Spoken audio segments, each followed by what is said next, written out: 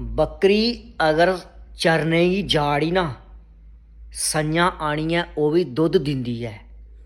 राम राम जी, क्या हाल चाल तुंदा सारें दा? ठीक ठाक होगो। उम्मीद है तो सारे नरोए होगो, सत्य सहाने होगो। अज एक बारी परतियै तुंदा भरा हाजिर होइयै तुंदे समक्ष तुंदे कोल सच्ची गल लेइयै सुनियै जरूर जायो। ये तुंदे सारें दा कम्म औनी है। कुसै गी शैल लग्गनी है ते कुसै गी माड़ी लग्गनी है। तुंदा लोका भरा केह् गलांदा है क्हानी, तुसें इ'यां लौह्की हारी क्हानी लग्गेआ सनान। केह् गलांदा है, बकरी अगर चरने गी जा ना जाड़ै जंगलै बिच्च शामीं आनियै ओह् बी दुद्ध दिंदी ऐ। सप्पे गी तुस रोज़ दुद्ध पलैगो ना, आखर वेल्लै उसने डंग मारने दा बाजू नहीं रौह्ना। दोस्तो एह् में गल्ल सप्पे दी जां भी बकरी दी नहीं कीती ऐ।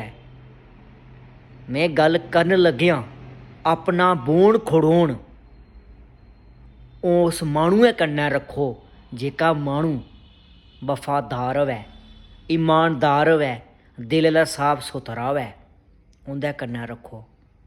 हून तुस समझी जाओगो अ'ऊं केह् गलाना चाह्न्नां। इ'यै गलाना चाह्न्नां, ईमानदार माह्नुए कन्नै रवो, वफादार माह्नुए कन्नै रवो। में उम्मीद करगा तुसें गी तुंदे लोकें भ्राऽ दी गल्ल शैल लग्गी होग। शैल लग्गी होग ना, अपने लोकें भ्राऽ दा हौंसला जरूर बधाएओ। राम राम।